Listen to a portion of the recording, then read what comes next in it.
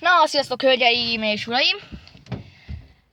Ez egy Múzik videója lenne. Ja, persze. Ez egy vezetős vlog videó lenne, amivel körülbelül megyünk fél percet a kocsiba.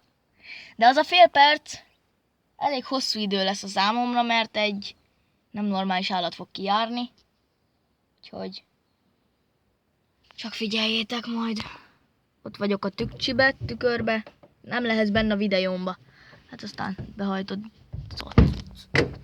Lezártam. Azt nem én zártam le. Úgyhogy, na.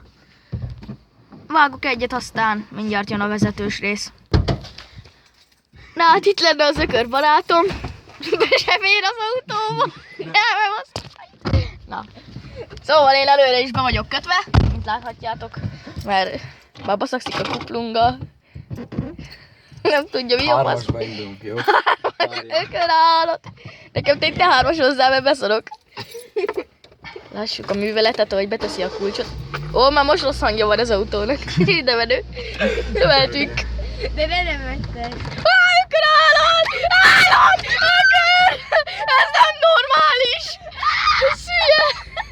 Ez állat! Ez hülye.